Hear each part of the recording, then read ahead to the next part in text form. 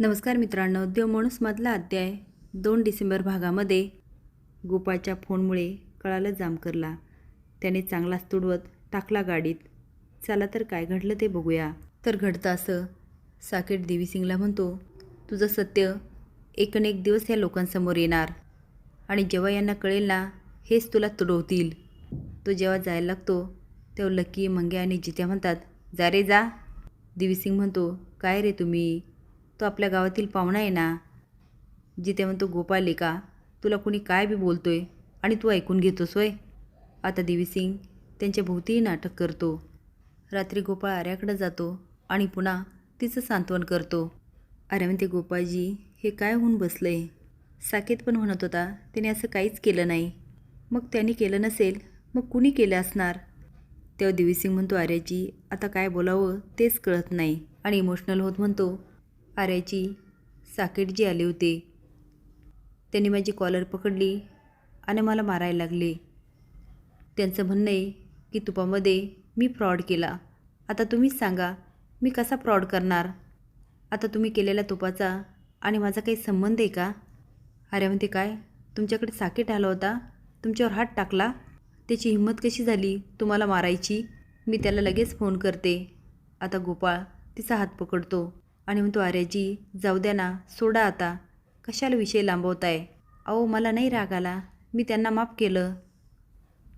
तो आता संधी साधतो आणि किचनमध्ये जातो आणि फक्त आर्या दिसेल याची काळजी घेत तुपाच्या बरणीचा आधार घेऊन मोबाईल टेकवतो आणि जामकरला व्हिडिओ कॉल करतो आणि पुढे येऊन वेगळा सीन उभा करतो. त्यातून जामकरला वेगळंच दिसत असतं. तो तिचा हात पकडतो आणि आर्या म्हणत असते, मी पाया पडते, हात जोडते. गोपाळ म्हणतो, आर्याजी मी तुमच्यासमोर हात जोडतो. पण तो अगदी बारीक बोलत असतो, कारण त्याने केलेला असतो जामकरला व्हिडिओ कॉल. तेव्हा आर्या म्हणत असते, तुम्हाला सांगितलेलं कळत नाही का. आता जामकर बघत असतो की आर्या स्वतःला सोडवण्याचा प्रयत्न करते आणि म्हणते, तुम्हाला कळत नाही का, मला जबरदस्ती केलेली आवडत नाही. आता ती गोपाळच्या हातातून हात ओढून घेते. आता जामकर मोठ्याने ओरडतो, कोण आहे रे तिकडे. आर्या म्हणते, आज मैत्री तुटली ना तरी चालेल.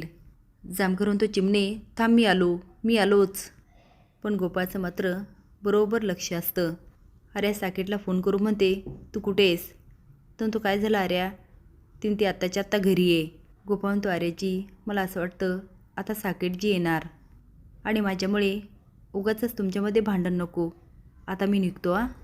अरे एवढी रागात असते, ती काय करते हे तिलाच कळत नाही. आता साकेत घरी येतो आणि आर्या अक्षरशः त्याच्यावर ओरडायलाच लागते आणि म्हणते, परत आयुष्यात तोंड दाखवू नकोस, चल निघ इथून. तेव्हा साकेत म्हणत असतो, आर्या अगं ऐक तरी मी काय म्हणतो.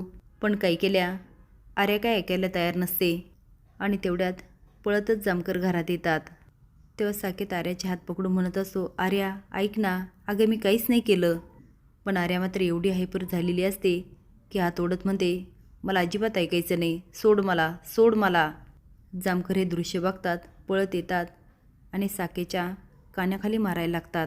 एवढंच नाही, त्याला खाली पाडतात आणि पोटामध्ये लाथा घालतात. आता मात्र आर्या तोंडाला हात लावते आणि फक्त बघत राहते. हे सगळं गुपचूप बाहेरून गोपाळ बघत असतो आणि म्हणतो, साकेत आता तुला कळणार, तू कुणाशी पंगा घेतला होतास. तेवढ्यात जामकर साकेतला ओढत आणतात. आर्या म्हणत असते, दादा सोड त्याला, दादा सोड ना त्याला. पण काय केल्या जामकर काय ऐकत नाही आणि साकेतला गाडीत ढकलतात.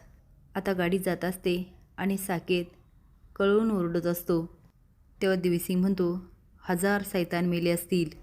खात आर्याच्या मागे येतो आणि म्हणतो, तेव्हा ह्या देवीसिंगने जन्म घेतलाय. तेव्हा आर्या मोठमोठ्याने रडत असते. आता पुढे काय होणार हे बघण्यासाठी लाईक आणि सबस्क्राईब करा. धन्यवाद.